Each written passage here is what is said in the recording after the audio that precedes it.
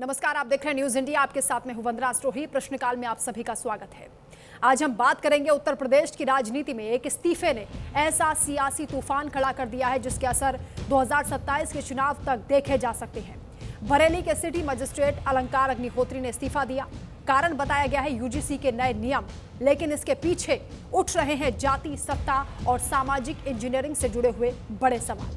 क्या यह इस्तीफा सिर्फ एक अधिकारी का विरोध है या फिर ये सवर्ण असंतोष का एक बड़ा संकेत बन चुका है? क्या बीजेपी की सालों से चली आ रही अगड़ा पिछड़ा दलित संतुलन की राजनीति में दरार पड़ गई है? और क्या 2027 से पहले यूपी की सियासत एक बार फिर जातीय ध्रुवीकरण की राह पर लौट आई है? यूजीसी के नए नियमों को लेकर सड़क से सोशल मीडिया तक बहस का दौर तेज है। कोर्ट तक भी मामला जा पहुंचा है और सत्ता में बैठे कई नेता खामोश हैं। तो क्या ये खामोशी किसी बड़े सियासी खेल का संकेत है? पहले रिपोर्ट आपको दिखाएंगे,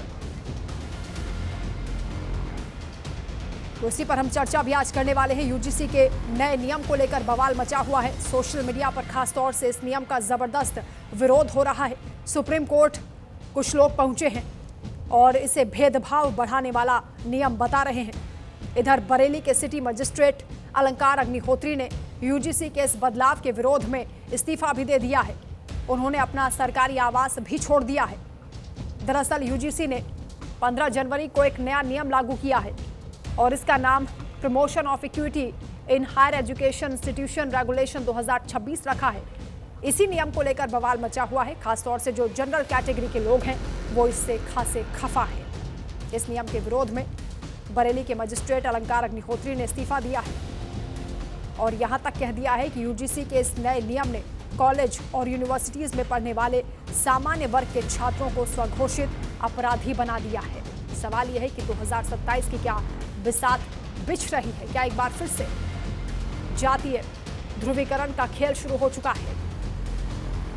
सवाल यह है कि यूजीसी के ये नियम क्या अगड़ा पिछड़ा राजनीति में फंस जाएंगे? सामान्य वर्ग के लोग इसे लेकर नाराजगी जता रहे हैं और कह रहे हैं कि उनके साथ इस नियम के तहत भेदभाव होगा। एक टूल के तौर पर इस नियम को इस्तेमाल किया जा सकता है उनके खिलाफ। दरअसल इस नए नियम का सीधा सा मकसद है कॉलेज और यूनिवर्सिटीज में भेदभाव को खत्म करना। यूजीसी चाहता है कि किसी भी छात्र के साथ उसकी जाति, जेंडर या फिर बैकग्राउंड की वजह से बुरा बर्ताव ना हो, लेकिन ये विवादों के घेरे में आ चुका है। रिपोर्ट आपको दिखाते हैं, उसके बाद चर्चा की शुरुआत।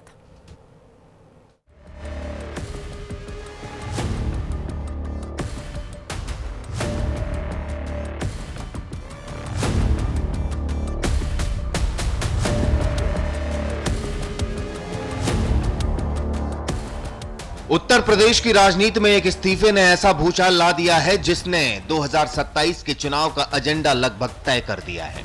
बरेली के सिटी मजिस्ट्रेट अलंकार अग्निहोत्री का इस्तीफा।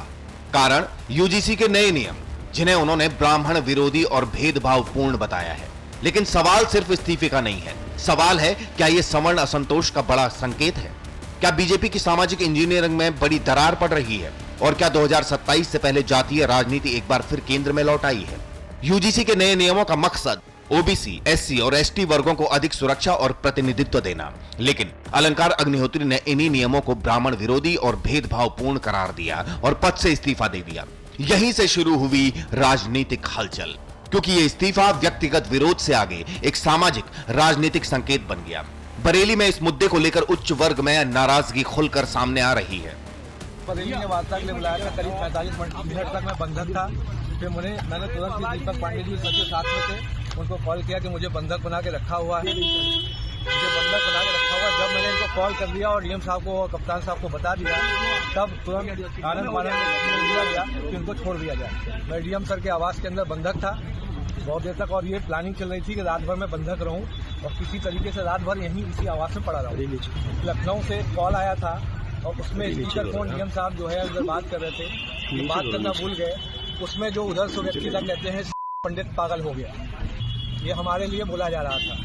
अब आप देख लीजिए, लखनऊ से जो कॉल आया था, पूछिए इस समय ये किससे डीएम साहब जो है वार्ता कर रहे हैं जिसको हमारे लिए बोला जा रहा है। स्थानीय ब्राह्मण संगठनों का कहना है कि सरकार सामाजिक न्याय के नाम पर एक वर्ग को निशाना बना रही है। वहीं ओबीसी दलित संगठनों का जवाब साफ है, यह आरक्षण विरोध नहीं बल्कि समान अवसर की लड़ाई है। यानी सड़क पर बहस है, सोशल मीडिया पर युद्ध है और सियासत पूरी तरह गर्म। सबसे बड़ा सवाल, सत्ता में बैठे सवर्ण नेता चुप क्यों हैं? यूजीसी एक बड़ा गंभीर विषय है, इसलिए मैं इसको अध्ययन कर रहा हूं और जो कुछ भी बोलूंगा बहुत सोच समझ करके बोलना है, क्योंकि यह समाज से जुड़ा हुआ मुद्दा है और कोई सामंजस्य निकलना चाहिए।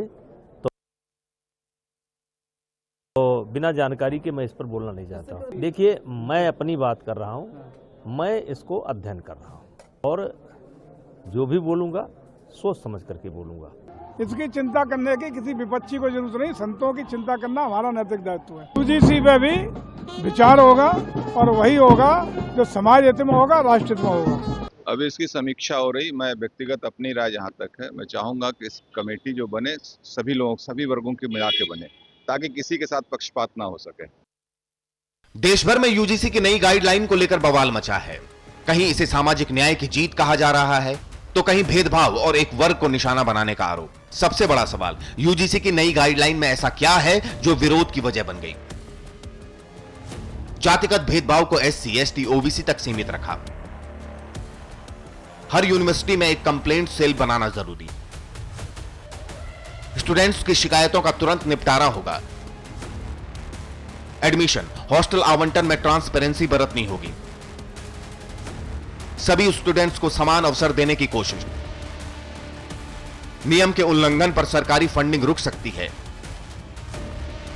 नियम न मानने पर जुर्माना लग सकता है। विरोध है कि कानून का दायरा यूनिवर्सल होना चाहिए। नियमों के गलत इस्तेमाल की आशंका। यूजीसी की गाइडलाइन अब नीति नहीं, राजनीति बन चुकी है। एक तरफ पिछड़े और दलित संगठनों का समर्थन, दूसरी तरफ उच्च वर्ग में नाराजगी राजनीतिक विश्लेषक मानते हैं। यह मुद्दा 2027 के चुनाव से पहले अगड़ा बनाम पिछड़ा की बहस को हवा दे सकता है। अब आपको बता देते हैं आखिर क्या है यूजीसी के नए नियम जिस पर घमासान मचा हुआ है। पुराने रेगुलेशन में एससी, एसटी वर्ग भेदभाव श्रेणी में, नए एक्ट में ओबीसी भी जातिगत भेदभाव श्रेणी। ओबीसी के लोग भी भेदभाव की शिकायत करा सकेंगे। हर यूनिवर्सिटी, कॉलेज में इक्वलिटी ब्लॉक बनेगा।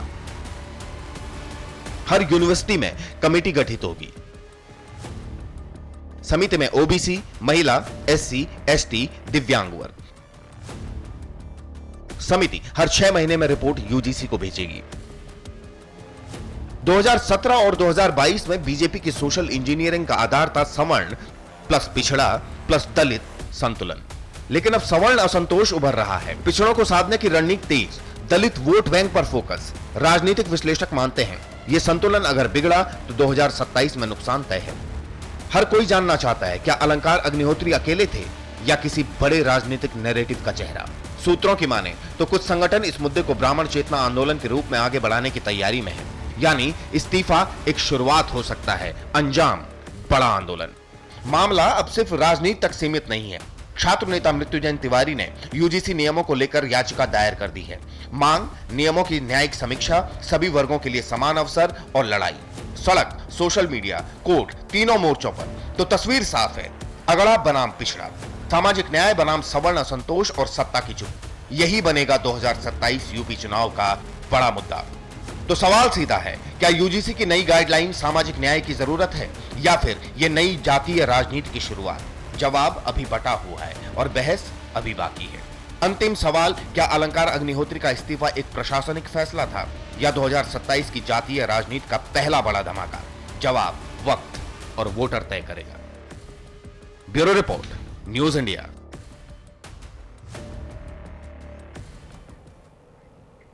चलिए चर्चा की शुरुआत करेंगे। खास मेहमान हमारे साथ जुड़ चुके हैं।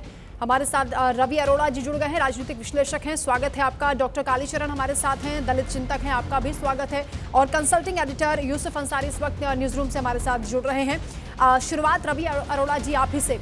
यूजीसी ने नए नियम बनाए और ये तर्क दिया इसके पीछे की जो डिस्क्रिमिनेशन है उसे हम खत्म कर रहे हैं। इसके जरिए किसी के साथ भेदभाव नहीं होगा, कोई भी शिकायत कर सकता है अगर उसके साथ इस तरह की कोई बात होती है। लेकिन बवाल इस बात को लेकर मच गया है कि ओबीसी को ऐड कर दिया, लेकिन सवर्णों को इससे किनारे कर दिया गया। इसी को लेकर राजनीति भी की जा रही है, लेकिन राजनेता खामोश है। कैसे देख रहे हैं?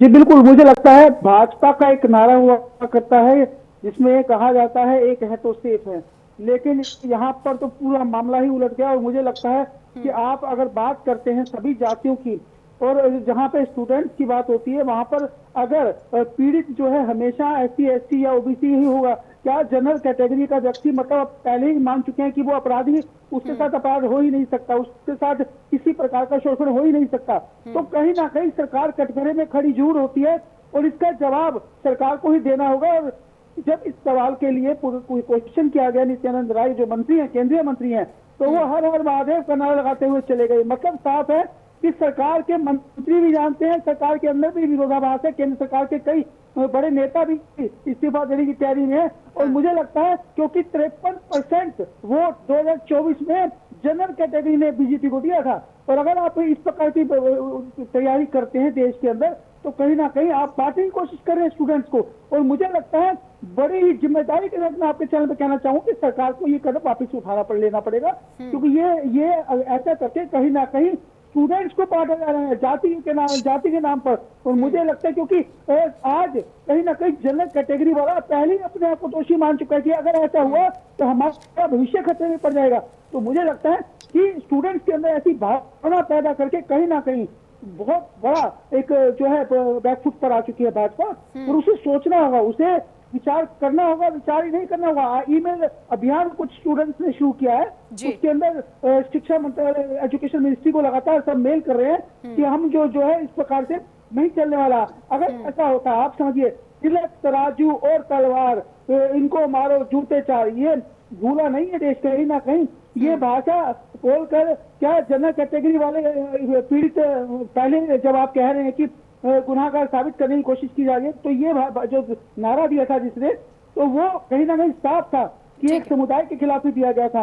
और अगर आप ऐसा लिंग मतलब जिस प्रकार से 2027 के चुनावों की बात करते हैं, जो अलंकार अग्निहोत्री का इस्तीफा है वो एक बड़ी धारदार तलवार बनकर बनने वाला है बीजेपी के लिए, अगर इसे वो वापस नहीं लेते। क्योंकि देश के अंदर एक मैं समझता हूँ कि पूरी हर जगह विरोधाभास है इस चीज को लेकर। बिल्कुल, यूजीसी के नए नियम से एक तरफ राजनेताओं के लिए तो खुलकर कहा जा सकता है कि धर्म संकट खड़ा हो गया है, क्योंकि वो खामोश हो गए हैं। सिटी मजिस्ट्रेट ने इस्तीफा दे दिया है। लेकिन कालीशरण जी, आपसे हम समझेंगे कि आपको क्या लगता है कि नए नियम किस लिए लाए गए हैं? क्या पहले नियमों को जब यूजीसी कहता है कि आउटडेटेड हो गए थे, आपको भी लगता है कि ऐसा था? और क्या पुनर्विचार करने की जरूरत है जिस तरीके से विवाद बढ़ गया है? बहुत बहुत धन्यवाद, आपने इस चैनल पर इस डिबेट को रखा है, मुझे भी आमंत्रित किया है। देखिए, सवाल ये है कि सामाजिक भेदभाव हिंदू धर्म में ही क्यों है? अच्छा, सामाजिक भेदभाव, अच्छा ये आपके यहाँ जो दिखाया गया है उसमें कोई भी ऐसी बात नहीं है जो संविधान विरोधी हो। सारा भेदभाव खत्म करने की बात है। तो क्या कुछ सवर्णों को भेदभाव करने की आदत ही है? और आदत नहीं होती तो रोहिला बेमूला का कांड हुआ, पायल तड़वी का कांड हुआ, IIT कानपुर में रामस्वरूप का कांड हुआ, और 118% शिकायतें भेदभाव की बढ़ी हैं। NFS लगातार हो रहे हैं। ये सामाजिक, देखिए, सिखों को कोई ऐतराज नहीं, सबसे बड़ी चीज है, सिखों को कोई ऐतराज नहीं, तमिल वालों को कोई ऐतराज नहीं, कहीं भी। केवल उत्तर भारत में, खासकर उत्तर प्रदेश में, पंजाब में किसी प्रकार का आंदोलन नहीं है, क्योंकि वो वहां भेदभाव का सवाल ही नहीं है उस समाज में, वो सोच ही नहीं सकते हैं। अरे एक और तो कहते हो हम हिंदू एक हैं, अरे एक है तुम्हारे ही, जो तुम्हारे ही माने मनुस्मृति का जो समाज था हजारों साल का, उसमें भेदभाव था। किसी की चोटी काट दी जा रही है, किसी को पेशाब कर दिया जा रहा है। और परिसरों में तो मैं देखता हूँ, प्रोफेसर रहा हूँ, HOD रहा हूँ, मैं देखता हूँ कितना भयंकर भेदभाव है। अच्छा, दूसरी बात है, आफत कोई गिरने वाली नहीं है। 2012 में मनमोहन सरकार इसको लाई थी SC ST के लिए, सुरक्षा के लिए। नहीं, यही बात तो अलंकार अग्निहोत्री ने भी कही ना, जो बातें आप कर रहे हैं कि पहले से चला रहा है, ब्राह्मणों के साथ जो दुर्व्यवहार हो रहा है, उसी का हवाला देते हुए उन्होंने इस्तीफा दिया। ठीक है, बोलिए बोलिए। मैं ये कह रहा हूँ कि 2012 से मनमोहन सरकार इसको SC ST के हक में लाई थी। बताइए क्या तब कोई हो हल्ला नहीं हुआ? इसका मतलब ये मान लिया है सवर्णों ने कि मुकाबला करने के लिए ओबीसी इनके साथ कुछ कर सकता है। सारे सवर्ण कुलपति हैं। आपको जानकर ये खुद पता भी होगा, जितने केंद्रीय विश्वविद्यालय देश में हैं, केवल एक विश्वविद्यालय में एससी का कुलपति है और 2 ओबीसी के कुलपति है। कल्पना करिए, और सारे का हेड इसका जो हेड रहेगा वो कुलपति ही रहेगा। तो भाई सारे हेड तो हैं। मतलब ये मुझे समझ में नहीं आ रहा किस तरह का समाज बना रहे हैं। नहीं, जो विरोध कर रहे हैं इस नए नियम का, वो ये तर्क दे रहे हैं कि सवर्णों के खिलाफ टूल की तरह इस नए नियम को इस्तेमाल किया जाएगा। नवीन जी भी हमारे साथ जुड़ गए हैं। स्वागत है आपका, राजनीतिक विश्लेषक है। नवीन जी, आप इनकी बातें सुन रहे थे, डॉक्टर कालीचरण जो कह रहे थे, मुझे लगता है कि आप कुछ ऐड करना चाह रहे हैं इस पर। मैं डॉक्टर कालीचरण जी से एक ही सवाल करना चाह रहा हूं कि डॉक्टर साहब जरा ये बता दीजिए, विष्णु तिवारी का अपराध क्या था जो 20 वर्ष की अपने जीवन के अमूल्य जेल में बर्बाद किया और उसके बाद उसको दोषी नहीं पाया गया। ये कानून है, ये काला कानून है, ये इस देश की जनता को विभाजित करने वाला है, प्रतिभाओं का हनन करने वाला। और एक और चीज मैं आपसे कहूंगा, आपने कहा कि इतने बीसी और इतने, आप तो एचओडी स्वयं रहे हैं, कहां आपको पीछे धकेला गया है? किसने धकेल दिया? शिक्षा आप मेरी बात पूरी हो जाने दीजिए। क्या केवल सवर्ण ही शोषण करता है? कैसे मान लिया जाए? कौन सी पैरामीटर हैं आपके पास? मार्शल कौमें हैं पिछड़े वर्ग में, मार्शल कौम। और समाज में जिम्मेदारी के साथ कहूंगा, समाजवादी पार्टी की सरकार में उत्तर प्रदेश में जब सपा की सरकारें आई हैं, सर्वाधिक शोषण दलितों का अगर किया गया है तो सपा के लोगों के द्वारा किया गया है। क्यों नहीं बोल पा रहे हैं आप भाई? आप नहीं बोल रहे हैं। भारतीय जनता पार्टी का ये इतिहास रहा है कि ये पार्टी जब भी सत्ता में आई है, इसने समाज को विभाजित करने का काम किया है। ये इतिहास है भाजपा का। आप एक तरफ कहते हैं योगी जी बटोगे तो कटोगे, मोदी जी कहते हैं एक हैं तो सेफ हैं। ये भाई कैसी एकता दिखा रहे हैं आप? कैसा कानून ला रहे हैं? और मजेदार बात इसमें एक बड़ी दिलचस्प दिखाई दे रही है मुझे कि भाई एक बच्चे स्टूडेंट पढ़ रहे हैं आपस में, और 2 बच्चे अगर आपस में बात कर रहे हैं किसी भी टॉपिक को लेके, तीसरे बच्चे ने कहा कि मुझे महसूस हुआ कि इन्होंने ऐसा किया है, इनके खिलाफ शिकायत दर्ज हो गई। अब ना आपको गवाही चाहिए, ना एविडेंस चाहिए, ना कुछ चाहिए। मेरा एक निवेदन है, और कड़े कानून ले आइए, लेकिन 182 सीआरपी मुर्दा पड़ी हुई है ना हमारे यहाँ, वही हाल उसका भी होगा कि अगर शिकायतकर्ता झूठा पाया जाता है तो उन्हीं धाराओं में उसको जेल भेजने का प्रावधान कर दीजिए। लेकिन दुर्भाग्य यह है कि इस देश की सरकारें विभाजनकारी नीतियों पर चलती हैं, प्रतिभाओं का हनन करती हैं। मैं तो कहूंगा सवर्ण समाज के बच्चों से कि अब आप पढ़ाई छोड़ दीजिए, कोई जरूरत नहीं है इस तरीके के इंस्टीट्यूट में जाने की, जहां आपका भविष्य, एक मेधावी छात्र है उस पर अगर एक व्यक्ति ने आरोप लगा दिया, उसका तो कैरियर चौपट हो गया, खत्म कर देंगे। आप भारत के निर्माण को बातें कर रहे हैं, आप 21वीं सदी में जी रहे हैं और विश्व से स्पर्धा करने वाले हैं। ऐसे आप बढ़ाएंगे इस देश को? प्रतिभाओं का हनन करेंगे, आप देश को बढ़ा पाएंगे?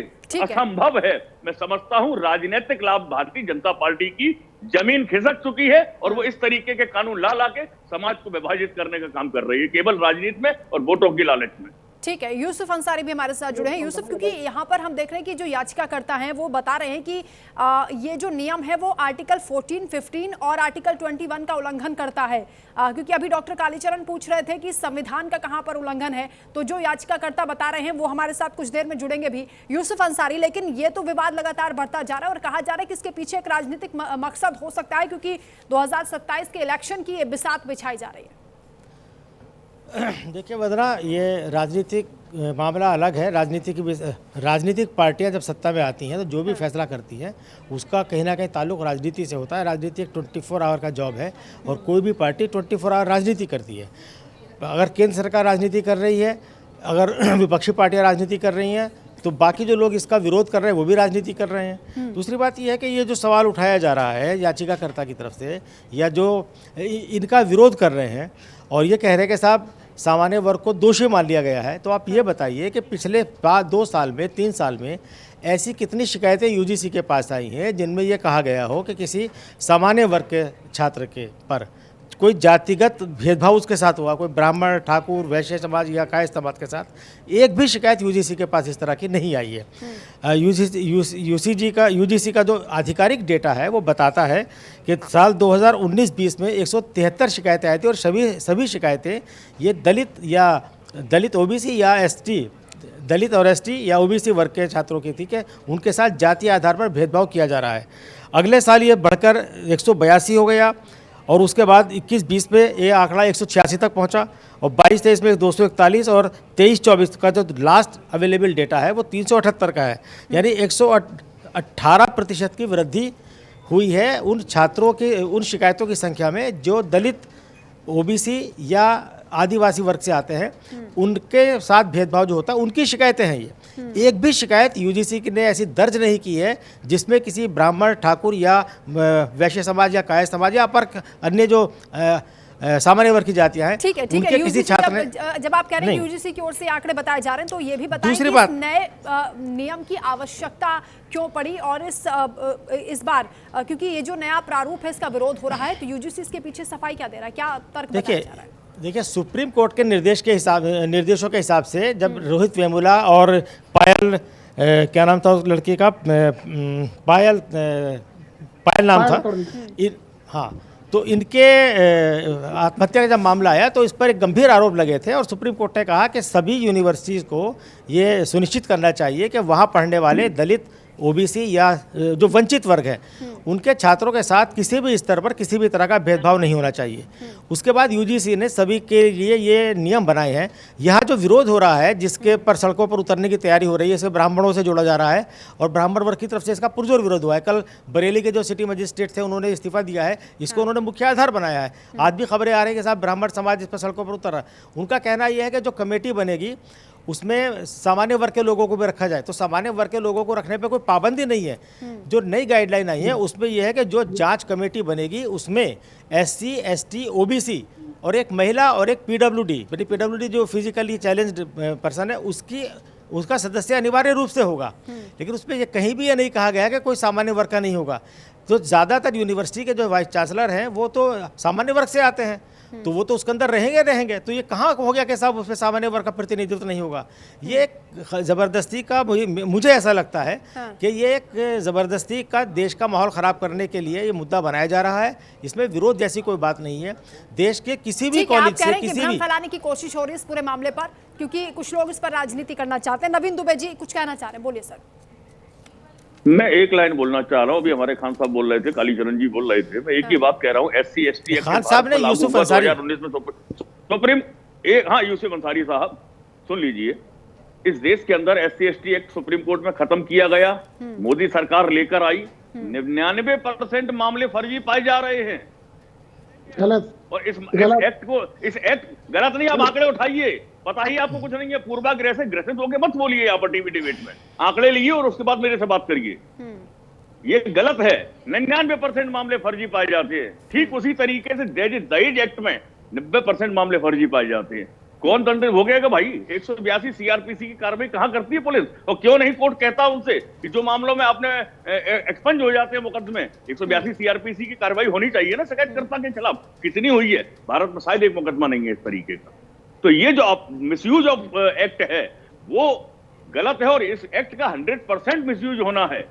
भारत के बच्चों के साथ, भारत की प्रतिभाओं के साथ आप जो खिलवाड़ कर रहे हैं, ये देश 50 वर्ष पीछे पहले से है और पीछे चला जाएगा। बना लीजिए इसको जैसे चाहे वैसे, कह दीजिए सवर्णों से कि देश छोड़ के जाइए। मोदी जी को चाहिए कि नागरिकता खत्म कर दो सवर्णों की, बात खत्म हो जाएगी। क्या दिक्कत आ जाएगी भाई? आप पढ़ाइए ना। तो उनके कोर वोटर रहे हैं नवीन जी, यही बात तो हजम नहीं हो पा रही है ना कि आखिर ये फैसला क्यों? नवीन जी, ये फैसला पूरी तरीके से राजनीति से प्रेरित है। मोदी सरकार को दिखाई दे रहा है कि समाज उनसे खिसक चुका है, नाराजगी बड़े लेवल पर हो गई है, लिहाजा उनको दलितों को साधने की कोशिश की जा रही है। समाजवादी पार्टी भी वही काम करने की कोशिश कर रही है पीडीए लाके। लेकिन मैं फिर स्मरणीय कराऊंगा आपके मंच के माध्यम से कि समाजवादी पार्टी वो सरकार रही है जिसने सर्वाधिक शोषण अगर किसी का किया तो दलितों का किया। ठीक है, मैं रवि जी से सवाल करूंगी, पीडीए का क्या ये काउंटर है? उससे पहले डॉक्टर कालीचरण बोलना चाह रहे हैं, बोलिए। देखिए, आदरणीय नवीन जी जो तर्क रख रहे हैं वो उनके अपने तर्क हैं। अच्छा, एक बात समझ में नहीं आ रही आदरणीय नवीन जी, केवल ब्राह्मणों को ही विरोध क्यों हो रहा? कोई ठाकुर इस्तीफा नहीं दे रहा, ठाकुर सड़कों पे होंगे, लेकिन ब्राह्मणों को ही क्यों? क्या केवल ब्राह्मणों को ही खतरा है भेदभाव का? क्या मतलब मैं समझ नहीं पा रहा हूँ, केवल ब्राह्मण ही क्यों कर रहा पूरे देश में विरोध? अच्छा, देश में नहीं हो रहा, यही हो रहा है। अच्छा, दूसरी बात है ब्राह्मण ही लाए। दुबे जी ने कहा कि हम लोग इनको लाए हैं। अरे भाई, तुम लाए हो, अब तुम किसको वोट दोगे? ब्राह्मण किसे वोट देंगे? सपा को देंगे? बीएसपी को देंगे, कहां डालेंगे अपना ये वोट? कांग्रेस को देंगे? ये केवल सिगुफाबाजी है, ये किसी को वोट देने वाले नहीं, कितना ही कुछ, किसको वोट देंगे भाई बताइए मुझे? द्विवेदी ब्राह्मण किसके साथ जाने वाला है और जाएगा? मैं बता रहा हूं बहन जी को, जो आप लोग कह रहे हैं कि बीएसपी ऐसा नारा लाई थी और सर्वाधिक अत्याचार समाजवादी में हुए, कांग्रेस को पहले ही रिजेक्ट कर चुके, नहीं, ऐसा नहीं है कि केवल ब्राह्मण इसका विरोध कर रहे हैं। सोशल मीडिया पर जाकर आप देखिए, बड़ी तादाद है। सामाजिक भेदभाव, मैं बता रहा हूं, ये ब्राह्मण ही परेशान है। ठीक है, नवीन जी आपको जवाब देना चाह रहे हैं, उसके बाद रवि जी के पास जा रहे हो। नवीन जी, मैं जवाब दे रहा हूं। ब्राह्मण कहां जाएगा? ब्राह्मण नहीं, ब्राह्मण नेतृत्व करता है सवर्ण समाज, पूरा पूरा क्षत्रिय वैश्य का सब एक साथ है। पहली चीज तो विभाजित मत कीजिएगा। नंबर 2, आरक्षित सीटों पर मैं पुनः आह्वान करता हूं, हम लोगों ने तय कर लिया है कि आरक्षित सीटों पर हम नोटा दबाएंगे और डंके की चोट पर दबाएंगे। हम बहिष्कार करते हैं ऐसी व्यवस्था का। नंबर 2, जो सामान्य सीटों पर कैंडिडेट राजनीतिक पार्टियों के लड़ेंगे उनमें हम तय करेंगे, हमको अपना प्रतिनिधि चुनना, पार्टी नहीं चुननी है, हम प्रतिनिधि चुनेंगे और जो अच्छा प्रतिनिधि होगा उसको हम चुनेंगे। हम सारे राजनीतिक दलों का बहिष्कार करते हैं, सारे के सारे हमाम में नंगे, सब एक जैसे हैं। इसलिए मैं किसी राजनीतिक दल का ना समर्थक हूं न विरोधी हूं। विरोध मेरा इस बात का है कि राजनीतिक दल संसद के अंदर बैठकर एक साथ समाज को विभाजित करने का काम करते। कोई राजनीतिक दल इस अत्याचारी कानून के खिलाफ बोलने की हिम्मत नहीं जुटा पा रहा है, और जुटाने की जिन्होंने हिम्मत जुटाई है वो साधुवाद के पात्र है। भारतीय जनता पार्टी ठीक है, रवि अरोड़ा जी, हर जगह ये चर्चा का विषय बन चुका है। यूजीसी के नए नियम को लेकर सोशल मीडिया से लेकर आप कहीं भी पहुंच जाइए, चाहे गली नुक्कड़ में, सब जगह ये चर्चा हो रही है और ये कहा जा रहा है कि सवर्णों के साथ ये भेदभाव हो रहा है। आप इसे कैसे आंक रहे हैं? और क्योंकि जब ये कहा जाता है कि बटोगे तो कटोगे, तो क्या एक तरफ हम देख रहे हैं कि पहले संत समाज नाराजगी जताता है, जो शंकराचार्य उनके शिष्यों के साथ हुआ, सिटी मजिस्ट्रेट का इस्तीफा हो जाता है इस मामले को लेकर, वो भी कड़ा विरोध कर रहे हैं, तो क्या ये समाज बढ़ता हुआ नजर नहीं आ रहा है? वंदना जी, सच्चाई ये है कि 2027 की बिसात बिछ चुकी है। तैयारी ये थी कि जो दलित वोट बैंक बहन मायावती का था वो कहीं ना कहीं खिसकता नजर आ रहा था, उसे साधने की कोशिश थी और उसी तैयारी में ये पूरा फैसला लिए गए, क्योंकि यूजीसी की अभी फिलहाल कोई जरूरत नहीं थी ऐसे कानून की। लेकिन अगर वो लेकर आई सरकार तो मकसद यही था कि 2027 जीतना है, उसके लिए कहीं ना कहीं दलित वोट बैंक को साधा जाए। लेकिन नुकसान ये कर बैठे कि उसको लेकर ब्राह्मण समाज, स्वर्ण समाज खिलाफ होता दिख रहा है और सामान्य वर्ग पूरी तरह से खिलाफ होता दिख रहा है। और सबसे बड़ी बात यह है कि सभी जानते हैं कि अगर ऐसा ये लागू होता है तो इसके बाद कहीं ना कहीं आम सामान्य वर्ग का जो समाज है, ये स्टूडेंट है, वो कहीं भी कटघरे में खड़े किए जा सकते हैं। एक मेधावी छात्रों के साथ जो है कहीं ना कहीं कभी भी उनको शोषण बताकर अपने आप को जो है विक्टिम कार्ड खेला जा सकता है। इसमें कहीं ना कहीं एक जो स्टूडेंट्स है उनके भविष्य खतरे में पड़ सकता है।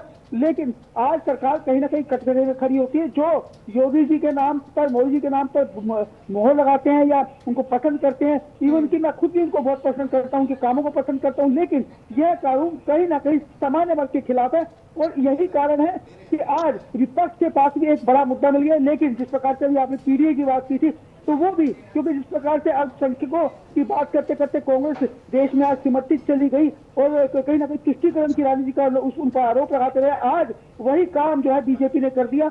और 2027 की बिसात तो बिछाने लगे थे कि शायद फायदा होगा इससे, लेकिन नुकसान में चले जाते दिख रहे हैं। अब ना आगे बढ़ सकते हैं ना पीछे हट सकते हैं। अगर पीछे हटते हैं तो दलित समाज के खिलाफ हो जाएगा, SC/ST खिलाफ हो जाएगा, OBC खिलाफ हो जाएगा, और अगर आगे बढ़ते हैं तो सामान्य वर्ग मतलब कहीं ना कहीं दो फाड़ में होता दिख रहा पूरा मामला। ठीक है, सीधे आरोप यूसुफ अंसारी जी ये लग रहे हैं कि ये सरकार ब्राह्मण विरोधी है, और यही बात अलंकार अग्निहोत्री भी कर रहे थे। वो 2 घटनाओं का हवाला दे रहे थे, यूजीसी को लेकर भी जो नया नियम है उसका विरोध कर रहे थे। तो ये समझ में नहीं आ रहा है कि जो सवर्ण है वो तो बीजेपी का कोर वोटर है, फिर उसको नाराज क्यों करेंगे?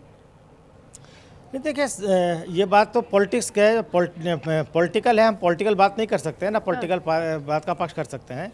हम तथ्यों पर बात करेंगे। जो भी इस पर जो पॉलिटिक्स हो रही है वो दुर्भाग्यपूर्ण है। कल जो सिटी मजिस्ट्रेट ने इस्तीफा दिया बरेली के, उनको इस्तीफा मतलब अभी उनका इस्तीफा एक्सेप्ट नहीं हुआ है। उनके खराब, जब तक उनका इस्तीफा एक्सेप्ट नहीं होगा वो सरकारी नौकर माने जाएंगे। और इस बीच उन्होंने जो सरकार के खिलाफ बगावत की है उसके आरोप पे उन्हें निलंबित कर दिया गया, वो एक अलग मामला चल रहा है।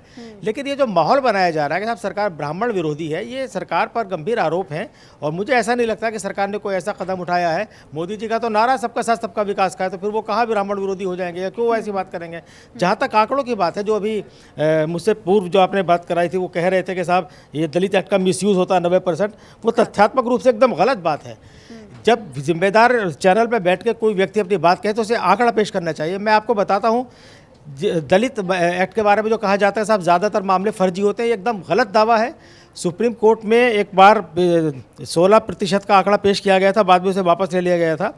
आधिकारिक रूप से बात जाता है कि 5 से 15% मामले ही पुलिस की फाइनल रिपोर्ट में या कोर्ट में ऐसा पाए जाते हैं कि साहब ये गलत तरीके से हुए थे। हालांकि दलित एक्ट के तहत जो मामले दर्ज किए जाते हैं उनमें कन्विक्शन रेट 30 से 40% ही रहता है हर साल, और इसका 60% उसमें एक्विट हो जाते हैं। लेकिन वो एक्विट का मतलब ये नहीं कि साहब वो गलत तरीके से पेश किए गए थे, फर्जी मामले थे, क्योंकि एक्विटल जिस मामले में कोई आरोपी बरी होता है उसके पीछे कई और वजह होती हैं। यानी कि मसलन जांच में देरी हो सकती है, पुलिस साक्ष्य जुटाने में लापरवाही कर सकती है, तो उन्हें हम फर्जी नहीं मान सकते हैं। पुलिस रिपोर्ट में जिनको फर्जी पाया जाता है उसका डेटा सिर्फ 5 से 15% है, और ये हर मामलों में है। जैसा बलात्कार के मामलों में जो झूठे केस होते हैं वो उनका प्रतिशत भी यही है, या और जो क्राइम्स हैं उनमें तो उनके लगभग ही ये भी है। तो ये कहना कि साहब दलित एक्ट का बहुत ज़्यादा मिसयूज़ हुआ है, ये गलत है। लेकिन बहुत से शिक्षक संगठन भी हैं जो नाराजगी जता रहे हैं। वो कह रहे हैं कि इसमें केवल 2 नियम हैं, वो 2 वर्गों के लिए है। एक पहला वो है जिन्हें संरक्षण मिलेगा, और दूसरा ऐसा है कि जिसे कुछ नहीं मिलेगा। नहीं, संरक्षण मिलेगा ऐसी बात नहीं है, जांच करेगी। और अगर कोई छात्र ये दावा करता है अपने संस्थान में अपने हेड से ये कहता है कि उसके खिलाफ जातीय भेदभाव हो रहा है, उसे जातिगत शब्दों से बुलाया जा रहा है, उसका मजाक उड़ाया जा रहा है, या उसकी जाति को लेकर फप्तियाँ कसी जा रही हैं, तो वो शिकायत करेगा, उस शिकायत की जांच होगी, उसमें संरक्षण की कहा बात होगी। और वैसे भी दूसरा ये भी लग रहा है कि जो शिक्षा से जुड़े हुए प्रतिनिधि हैं उनसे चर्चा नहीं की गई, विचार विमर्श नहीं किया गया इस नियम को बनाने से पहले। तो ऐसे तो सरकार पे तमाम आरोप लगते हैं कि सरकार जो है, जो कंसर्न लोग, जैसे किसान कानून सरकार ने बनाया था, सरकार पर यही आरोप लगा था। इसे भी काला कानून बताया जा रहा है। हाँ, तो अगर आंदोलन होगा तो सरकार हो सकता है कि यूजीसी अपने आदेश वापस ले ले। ठीक है, मेरा कहने का मतलब ठीक है। नवीन दुबे जी बोलिए।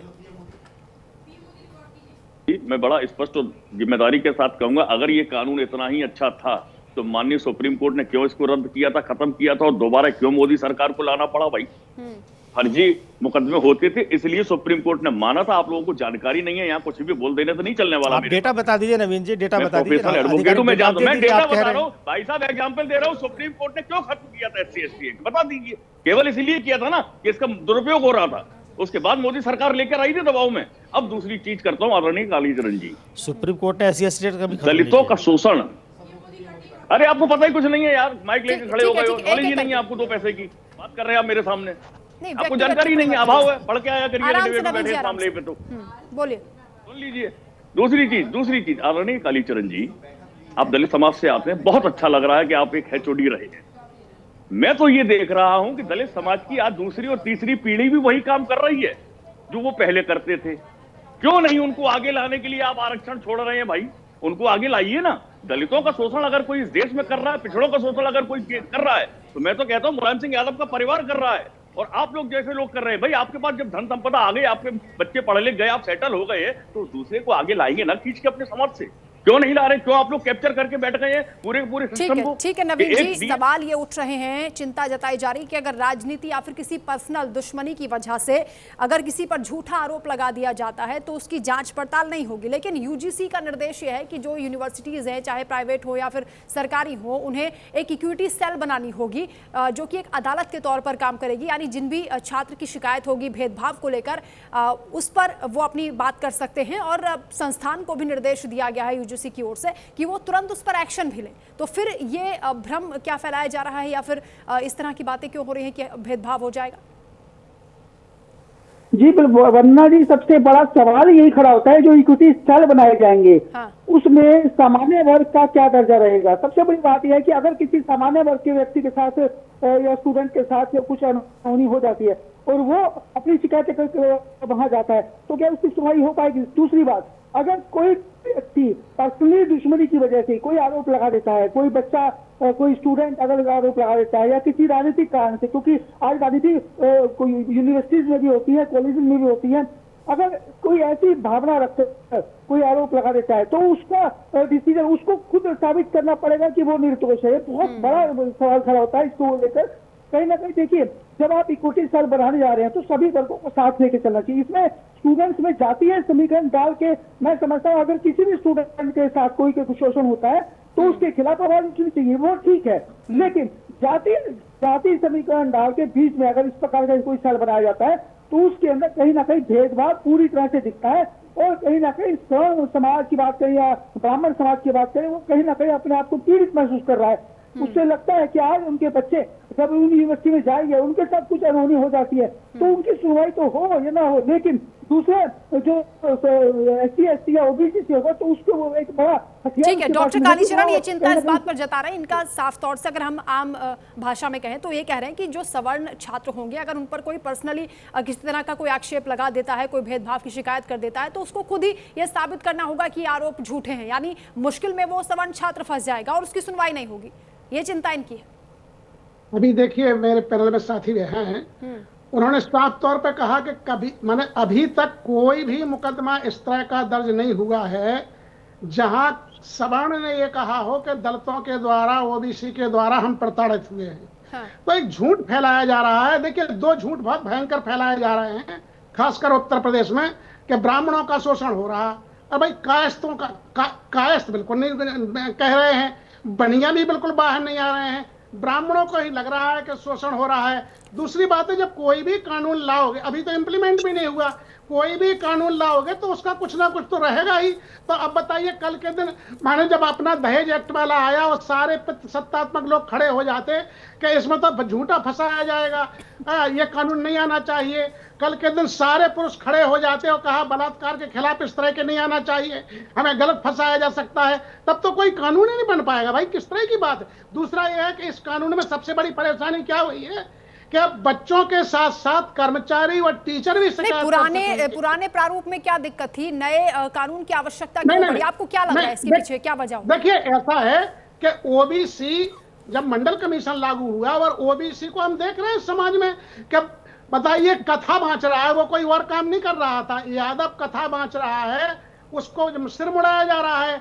यादव मध्य प्रदेश में रीवा में चोटी रखे हुए है, ब्राह्मण चोटी उखाड़ ले रहा है। मतलब तो ये देख रहे हैं कि इस तरह का हो रहा है।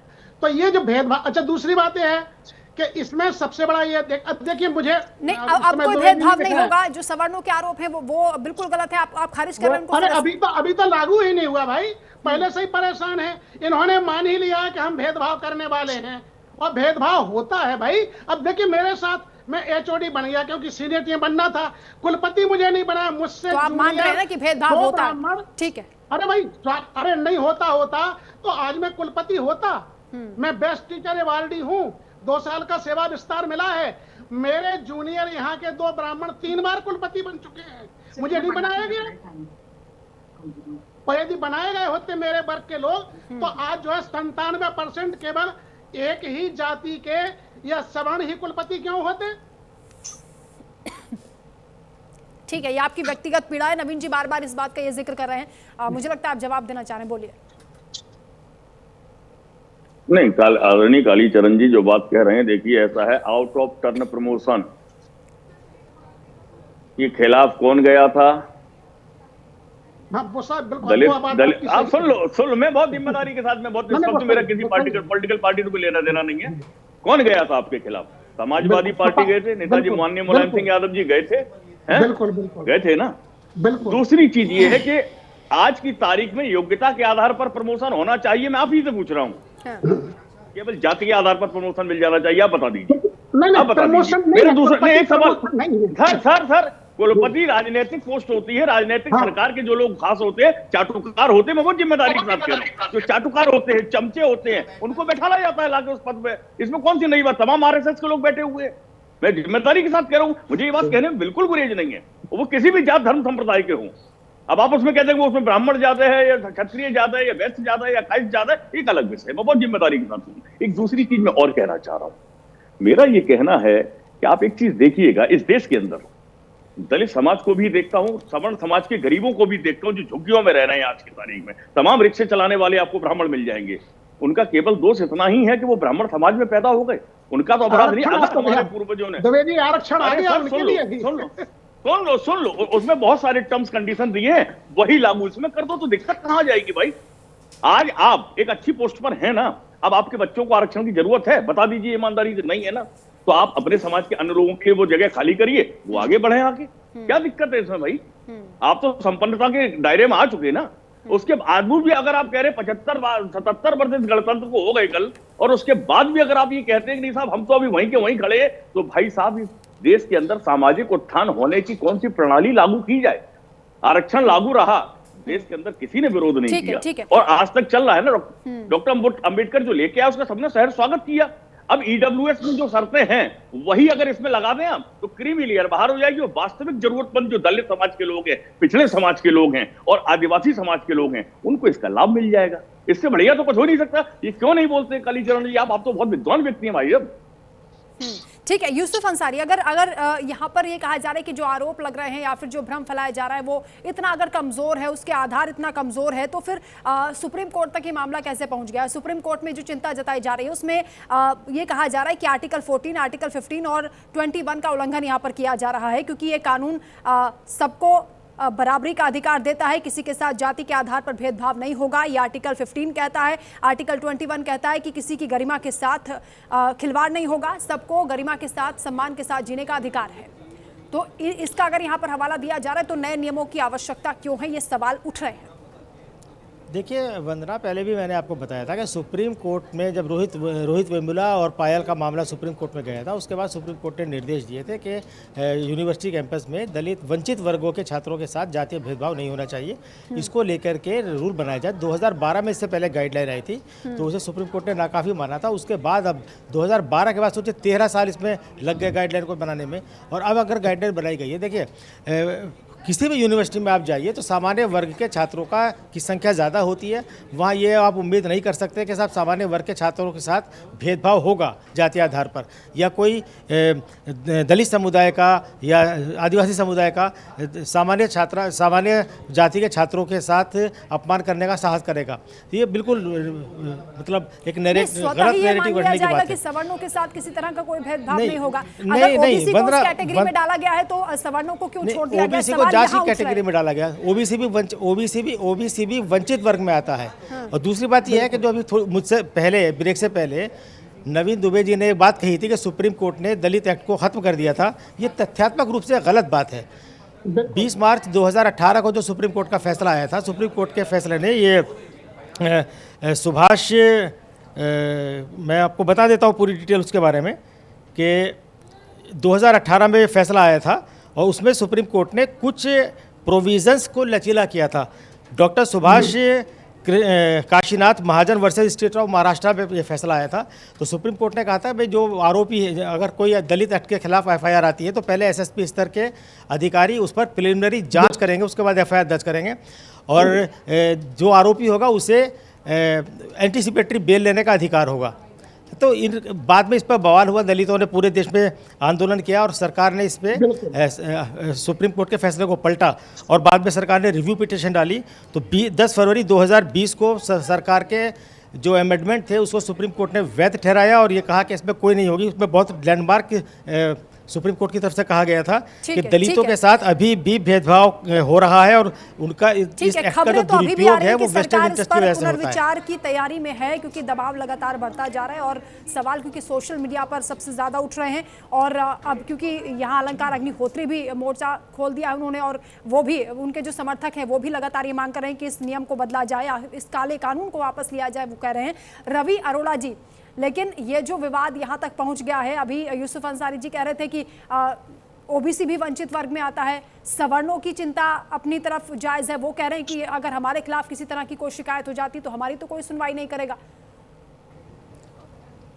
जी सच्चाई तो यही है कि जो दिक्कत है वो यही है कि स्वर्ण हो चाहे ब्राह्मण हो, आज जो जिस प्रकार से उत्तर प्रदेश के सड़कों पर उतर रहे हैं या जिस प्रकार से अग्निहोत्री का इस्तीफा सामने आया, उसके बाद कहीं ना कहीं उभार आ चुका है पूरे देश की राजनीति में, और खासकर क्योंकि 2027 के चुनाव सामने हैं, ऐसे में कहीं ना कहीं उत्तर प्रदेश की राजनीति में बहुत ज्यादा उबाल आ चुका है। और खासकर ये तो अभी फिलहाल जितने भी MP MLA हैं उनका बहिष्कार करने की बात हो रही है, जो भी स्वर्ण है जो आवाज नहीं उठा पा रहे हैं, क्योंकि उनको पता है कि भाजपा के अंदर अगर वो आवाज उठाते हैं तो उनके ऊपर एक्शन हो सकता है। तो ऐसे में कहीं ना कहीं एक जनता के बीच में और खासकर लोग सोशल मीडिया के थ्रू बहुत ज्यादा इस चीज के अंदर जो है उबाल आ चुका है। तो आने वाले टाइम में सरकार को इस पर कोई बड़ा डिसीजन तो लेना ही होगा, क्योंकि अगर आप किसी भी चीज को लेकर आ रहे हैं तो उससे पहले कहीं ना कहीं राय मशवरा जरूरी होता है। और बीजेपी सरकार का तो हमेशा जो है राष्ट्रवादी सरकार मानी जाती है, और ऐसे में कहीं ना कहीं एक राष्ट्रवादी सरकार होने के बावजूद भी अगर आप ऐसा डिसीजन कुछ लेते हैं तो उसके अंदर जनता को अगर आप विश्वास में नहीं लेंगे,